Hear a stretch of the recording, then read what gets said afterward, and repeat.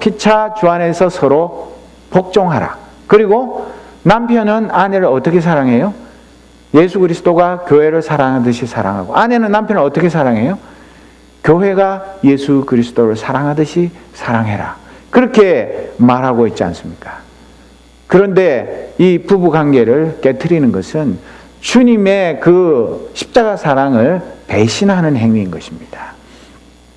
육체의 순결을 거추장스러운 장식품처럼 치부하는 이 세상 풍조에 맞서서 육체와 영혼의 순결을 지키기 위해 정욕과 싸워 승리하는 순결한 그리스도의 신부로 우리는 부름을 받았습니다. 그렇기 때문에 정말 우리가 이 죄를 전혀 안 짓고 살 수 없다 할지라도 우리가 죄를 지었을 때 빨리 깨닫고 하나님 앞에 회개하고 돌이켜서 다시는 똑같은 죄를 반복하지 않고 점점 우리가 그리스도의 그 거룩하심을 닮아가는 그런 하나님의 백성이 되어야 합니다.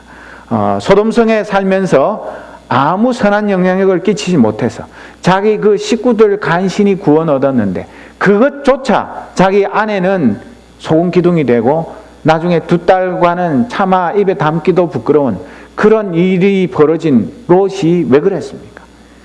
자기 자신 하나도 제대로 건사하지 못하고 자기 가족들을 믿음으로 제대로 교육하지 못하고 이 성적인 순결함이 얼마나 소중한가 하는 것을 많은 이웃 사람들에게 깨우치지 못한 그런 삶을 살았기 때문에 자기 가정도 비극에 빠지게 된 것을 우리는 잊지 말아야 합니다. 그리고 내 가정뿐만 아니라 우리 교회도 윤인실학교부터 성경적 가정생활과 순결한 부부관계에 대해서 철저하게 가르쳐서 아이들이 집에서 못 배웠거나 학교에서 못 배웠으면 적어도 교회에서는 어떻게 사는 것이 하나님을 기쁘시게 하는 그런 순결한 삶을 사는 것인지를 잘 배워서 평생토록 그 신앙, 그 믿음을 잘 유지할 수 있도록 우리가 최선을 다해야 할 책임이 있는 것입니다.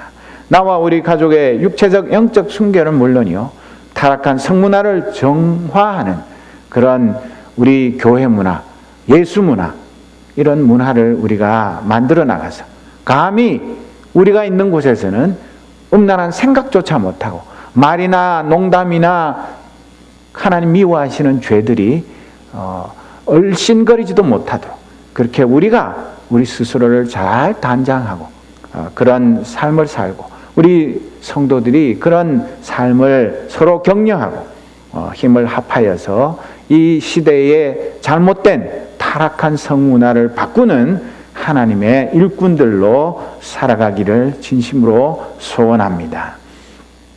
제8계명이 무엇입니까? 뭐죠? 도둑질하지 말라.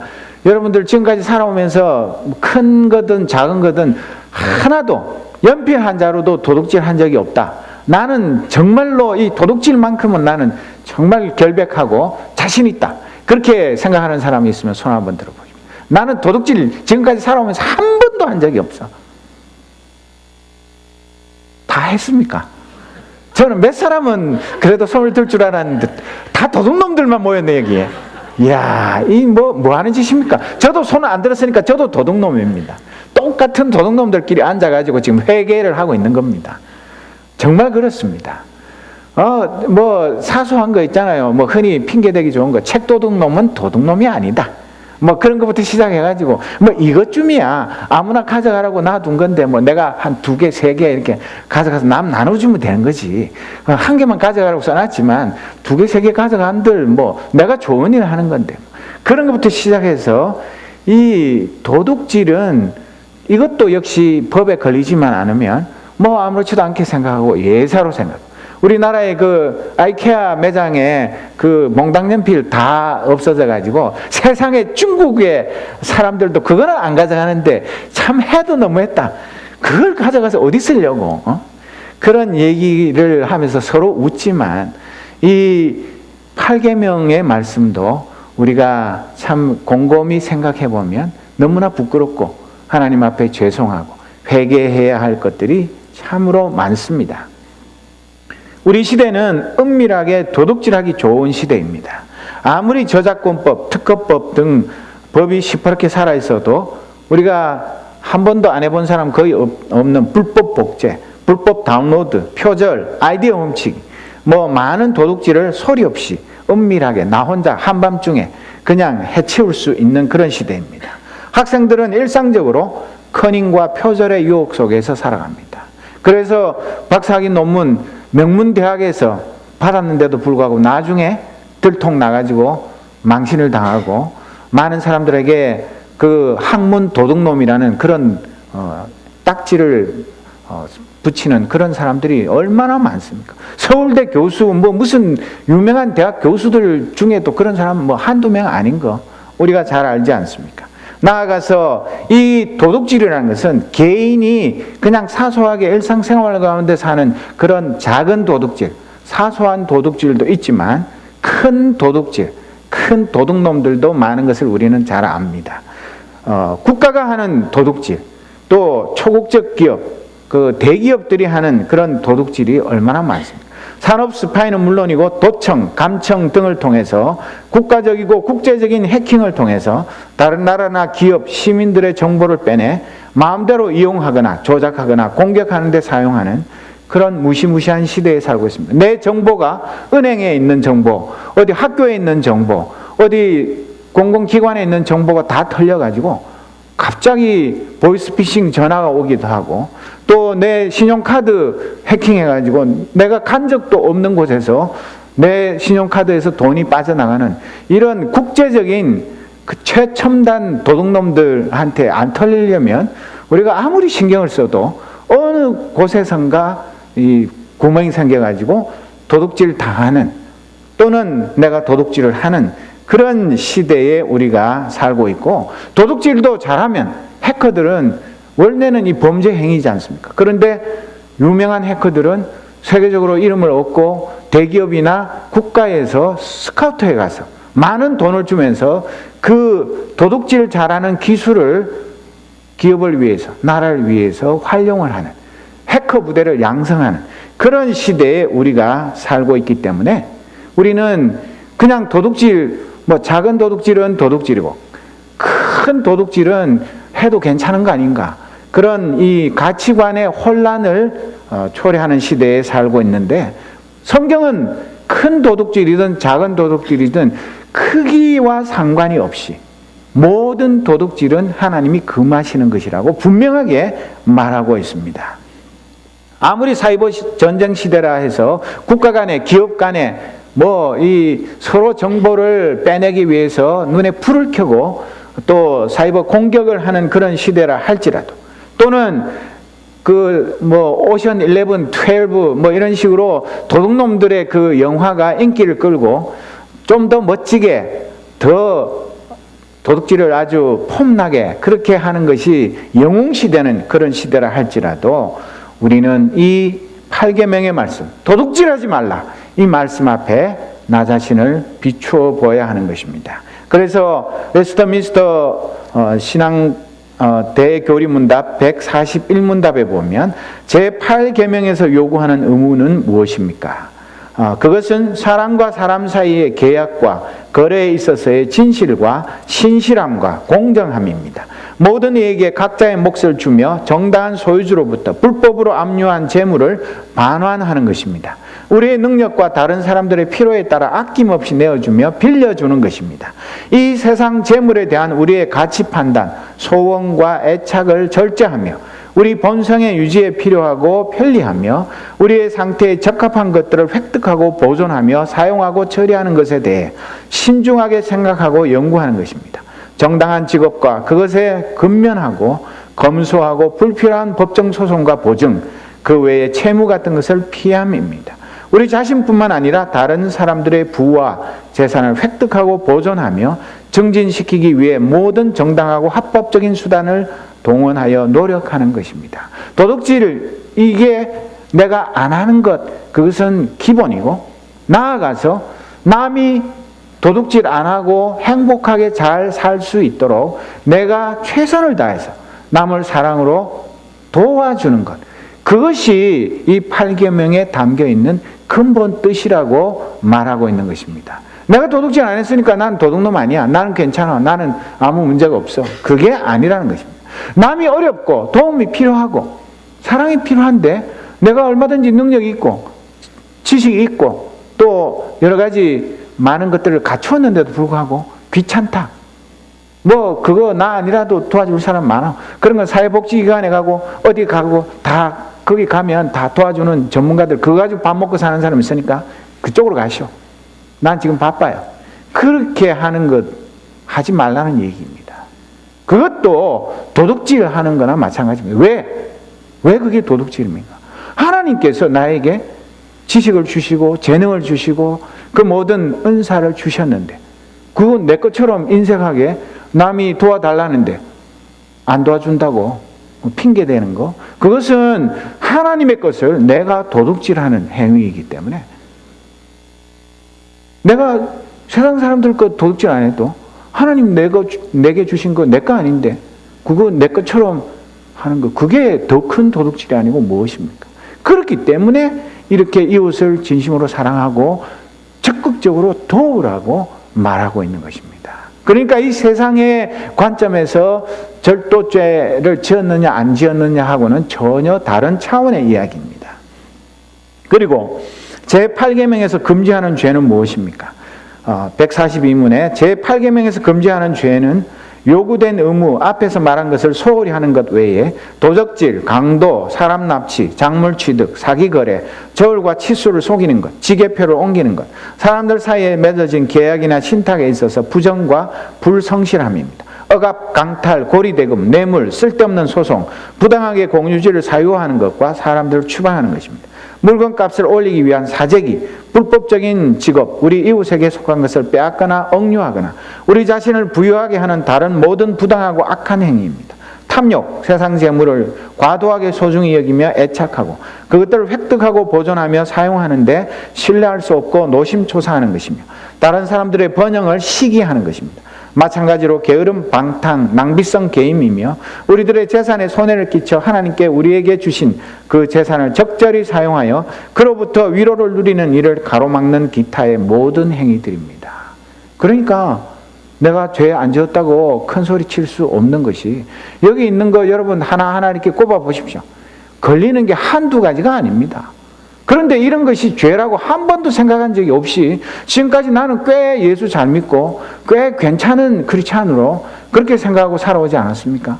그런데 이 말씀에 비춰보면 내가 알고 보면 상당히 나쁜 놈이고 그 하나님의 말씀을 제멋대로 무시하고 내 마음대로 살아온 그런 부끄러운 내 모습이 거울에 그대로 다 드러나게 되어 있는 것입니다.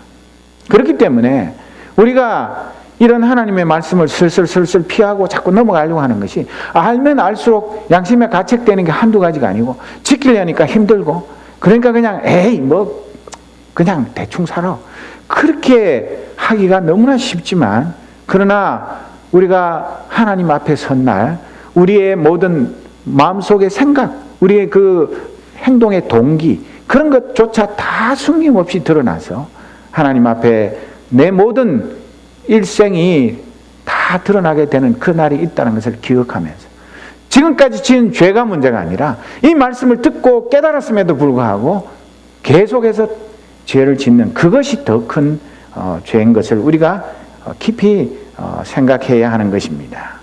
그래서 정말 우리가 이 도둑질을 하지 말라는 거, 이것이 어디서부터 비롯되었냐면 우리가 범죄하고 타락한 그 에덴 동산의 아담과 하와의 후손이기 때문에, 그렇지 않았다면 우리가 뭐 도둑질하고 말고 할 것도 없었을 텐데, 그 우리 인류의 조상이 범죄한 이후에 우리 남자들은 땀 흘려 일해서 우리 하루하루의 일용할 양식을 얻으라고 말씀하신 그 하나님의 말씀을 무시하는 일이 바로 이 도둑질이고, 그래서 에베소서 4장 28절에 보면 도둑질하는 사람은 다시는 도둑질하지 말고 수고를 하여 제 손으로 떳떳하게 벌이를 하십시오. 그리하여 오히려 궁핍한 사람들에게 나누어 줄 것이 있게 하십시오. 그렇게 우리에게 말하고 있습니다.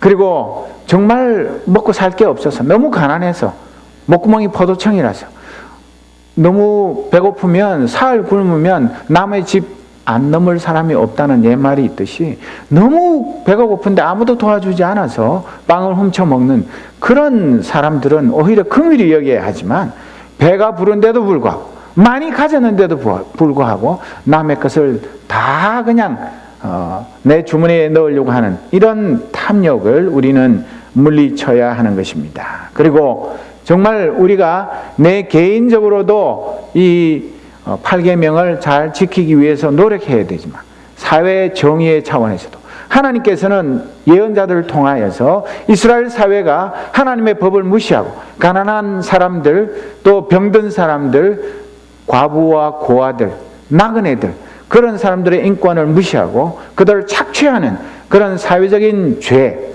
이 사회적이고 국가적인 도둑질, 이런 것들을 하나님의 이름으로 규탄하면서 회개하라고 촉구한 그런 말씀들이 이 예언서에 얼마나 많이 기록되어 있습니까? 그렇기 때문에 우리는 나 자신, 우리 교회, 우리 가정, 우리 요 가까운 데에서 이런 도둑질을 안 하는 것, 그것도 중요하지만, 우리가 이 사회의 소금으로서, 빛으로서의 사명을 감당하기 위해서는 기업이, 국가가 또 국제적으로 공조해서 하나님의 뜻을 어기고 이 8계명을 무시하고 도둑질하는 그런 모든 행위들에 대해서 맞서서 싸워야 하는 것입니다. 교회가 그냥 우리끼리 착한 사람들끼리 모여가지고 하늘나라 가면 뭐 모든 것이 다 풍족하고 아무 문제가 없으니까 우리끼리만 죄짓지 말고 살자, 그러라고 주님이 십자가에서 살찌고 빌려주신 것 아닙니다.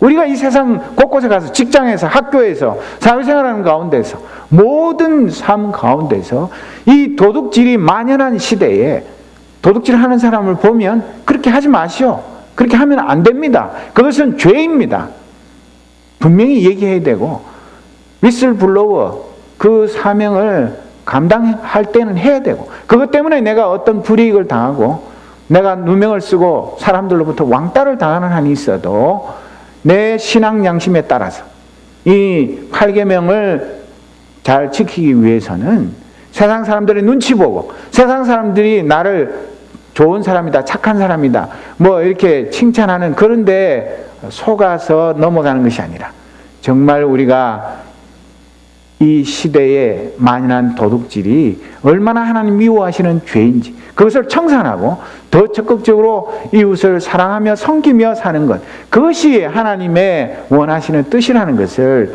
우리 가정과 교회 차원에서만이 아니라 이 사회, 이 국가, 이 세계 전체의 차원에서도 회개하고 돌아오도록 하는 일에 우리가 미랄이 되어야 하는 것입니다. 여러분, 말라기 3장 7절에서 12절 말씀을 보면 흔히 부흥사들이 교회에 가서 부흥회하면서 그 교회 그 건축하다가 빚진 거, 뭐 교회 재정에 어려운 거, 이런 거를 위해서 사람들 겁주기 위해서 11조 안 했지 도둑놈들아 돈 내라, 그렇게 하는 얘기가 절대로 아닙니다. 그렇게 쓰는 것은 성경 말씀을 너무나 왜곡되게 쓰는 것인데, 잘 한번 들어보십시오. 말라기 3장 7절 이하의 말씀입니다. 너희 조상 때로부터 너희는 내 규례를 떠나서 지키지 않았다. 이제 너희는 나에게로 돌아오너라. 나도 너희에게로 돌아가겠다. 나 만군의 주가 말한다. 그러나 너희는 돌아가려면 우리가 무엇을 하여야 합니까? 하고 묻는구나.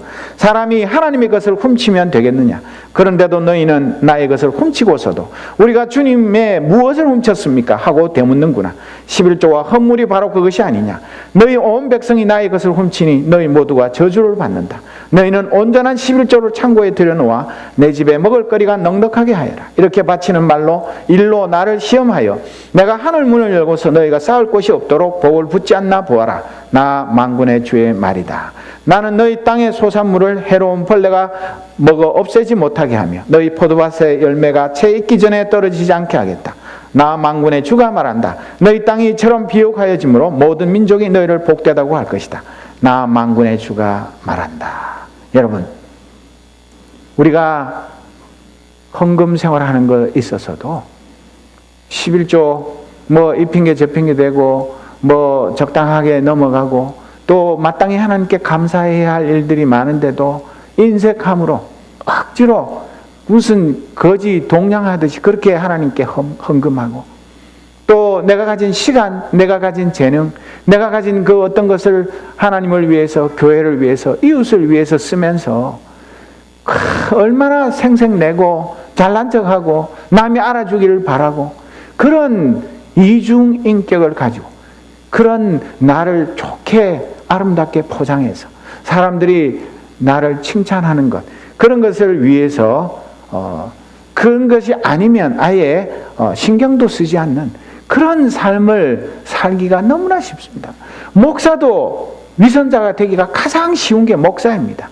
나는 그렇게 살지 못하면서 경건한 척, 거룩한 척, 말씀대로 사는 척 하면서 죄인들아 회개하고 돌아와라, 똑바로 살아, 그렇게 말하기 쉽습니다. 저는 이 말씀을 준비하면서 제가 얼마나 큰 죄인인지를 정말 하나님 앞에 통회하면서, 하나님, 제가 이 말씀을 어떻게 전할 수 있습니까? 제가 더 큰 죄인인데 하나님 용서해 주옵소서. 사랑하는 성도들이 이 말씀을 들을 때에 성령께서 역사하셔서 마음속에 감춰져 있는 죄를 깨닫게 하시고 회개하게 하옵소서, 청결하게 하옵소서. 내가 더 거룩해서, 내가 더 하나님의 은혜를 많이 누려서가 아니라 하나님께서 우리를 정결한 그리스도의 신부로 삼기 위해서 이 부흥사경회를 열게 하시고 이 십계명에 담겨있는 하나님의 음성을 듣게 하시는 것입니다. 사랑하는 성도 여러분,